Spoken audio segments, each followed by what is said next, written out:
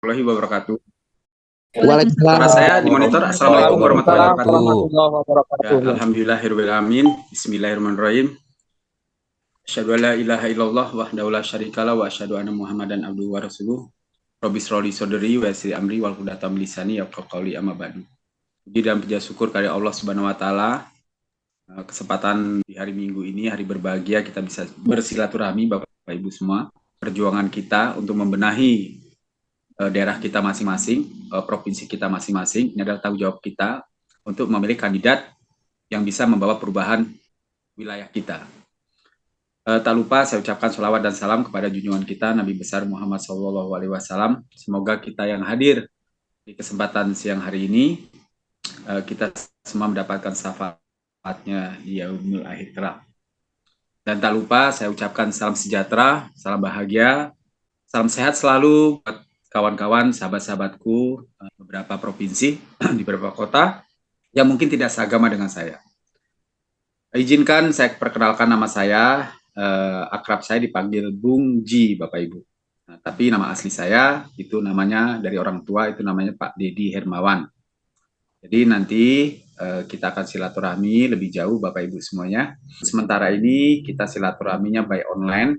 Bapak Ibu kalau ingin mengetahui tentang saya, Bapak Ibu silakan membuka YouTube ataupun Google. Silakan di situ diklik nama saya Bung Ji. Insya Allah Bapak Ibu nanti kenal saya. Itulah silaturahmi kita untuk sementara ya Bapak Ibu ya. Kita gunakan media online dulu. Tapi nanti insya Allah setelah program ini kita susun secara nasional di beberapa provinsi, insya Allah pasti kita akan ketemu Bapak Ibu semua. Bapak Ibu semuanya yang saya hormati dimanapun Bapak Ibu berada, materi kita ini adalah materi Bintek, materi lanjutan Bapak Ibu. Tapi intinya akan saya rangkum di dalam Bintek ini. Kemudian bagi yang sudah ngikutin Zoom sebelumnya, ya itu akan lebih matang lagi. Tujuan Bapak Ibu hadir di acara Zoom ini adalah Bapak Ibu menjadi konsultan-konsultan pemenangan di wilayah masing-masing. Gitu ya Bapak Ibu ya. Kemudian yang kedua, Zoom kita itu mulai pagi biasa sampai malam Pak. Jadi ini adalah Bintek pertama Bapak Ibu. Nanti ada Bintek yang kedua, ada Bintek yang ketiga dan seterusnya. Karena proses untuk menjadi konsultan ini tidak mudah Bapak Ibu. Pemahaman-pemahaman yang harus Bapak Ibu pahami ya, kerja-kerja konsultan politik ini. Ini kerjanya di bawah tanah Bapak Ibu. Di bawah tanah itu artinya tidak diketahui oleh orang lain, tapi tahu-tahu kandidatnya menang, seperti itu. Baru masuk data ke saya itu 13 provinsi. Target kita sih sebenarnya Pak ya, kalau bisa semua provinsi lah. Kita targetkan seperti itu. Tapi kita bertahap Bapak Ibu, karena ini mengawali, jadi ini adalah bimbingan-bimbingan tentang kerja-kerja politik Bapak Ibu. Saya mengawali karir itu di tahun 2010. 2010 saya mulai terjun ke dalam dunia konsultan politik. Pertama ngikut dulu Bapak Ibu saya, ngikut dulu, belajar dulu. Kemudian dari periode tahun 2019 sama 2014, saya di situ mulai memberanikan diri untuk menjadi konsultan. Alhamdulillah berkat pengalaman-pengalaman saya belajar dari tahun 2010, tahun 2014 saya menyatakan diri siap untuk menjadi konsultan. Alhamdulillah beberapa kandidat yang saya usung 2 periode itu, alhamdulillah satu pun tidak ada yang kalah Bapak Ibu, semua menang. Di periode ketiga ini kami di pusat, kami di Jakarta ini berusaha merangkul kawan-kawan di daerah yang ingin menjadi satu bagian ya kerja sebagai konsultan pemenangan di daerah, ya mari bergabung sama kami. Nanti kami akan coba jelaskan apa sih keunggulan-keunggulan daripada program-program kita, sehingga nanti apabila ada kandidat yang kita menangkan bisa menjadi perubahan. Nah itu poinnya Bapak Ibu. Jadi ini kesempatan yang berharga Bapak Ibu untuk sama-sama memberikan kontribusi besar kepada daerah Bapak Ibu semuanya. Nah poinnya seperti itu Bapak Ibu. Nah, sebelumnya saya ingin tanya dulu kepada Bapak Ibu, tolong di chatroom ditulis. Siapa yang baru pertama kali hadir di acara ini? Langsung ikut bimbingan teknis, padahal sebelumnya belum ikut Zoom.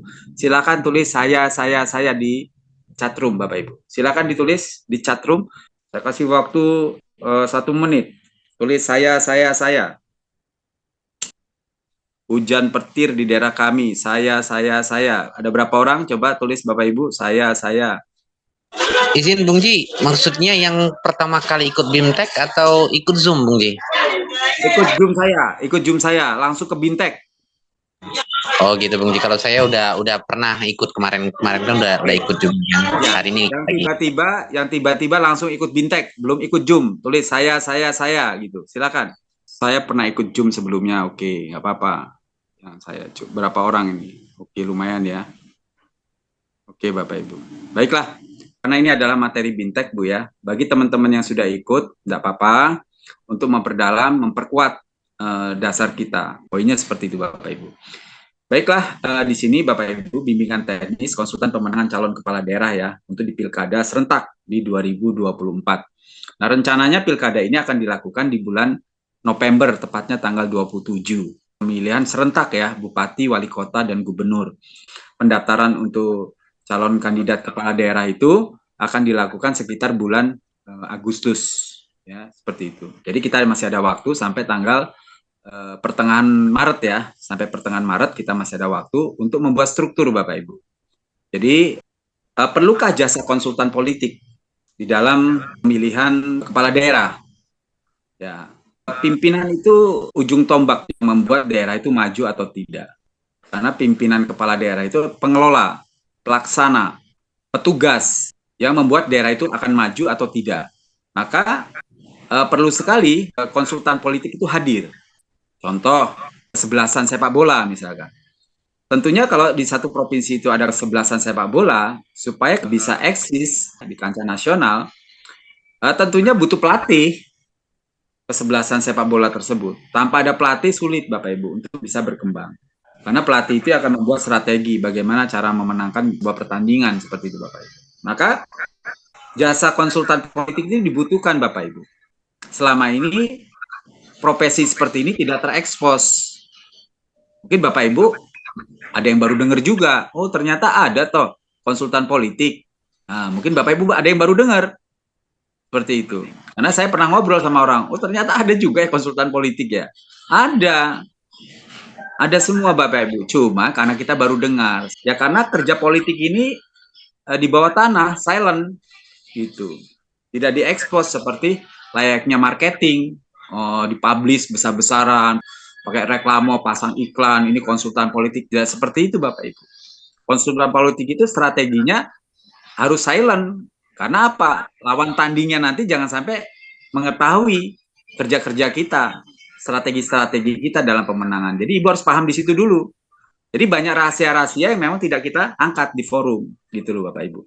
Nah cuman bagaimana kalau strukturnya Bung Ji nanti sudah terbentuk? Nah, kalau sudah menjadi struktur bagian dari Bung Ji and Partners, tentunya akan saya kasih tahu program-program untuk pemenangan kepala daerah tersebut, Bapak Ibu. Kita menjaga kode etik, baik antara saya dan Bapak Ibu, ya kode etiknya harus dijaga.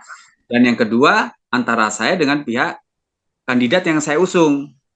Itu ada kode etiknya, Bu. Jadi apapun strategi-strategi yang kami lakukan itu, kandidat itu nggak boleh membocorkan kerja-kerja kita ke manapun. Harus bisa teman-teman bisa memahami bahwa kerja-kerja kita adalah kerja-kerja rahasia. Maka politik itu bebas tapi rahasia, seperti itu Bapak Ibu. Oke ya, jadi perlu sekali jasa konsultan politik untuk memenangkan kepala daerah Bapak Ibu.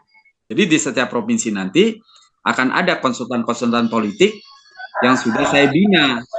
Saya sudah bina, saya berikan pendidikan-pendidikan teknis, pendidikan-pendidikan politik, yaitu saya bina sehingga teman-teman nanti akan memiliki sebuah kekuatan di saat ada kandidat yang akan kita usung nanti itu Bapak Ibu ya.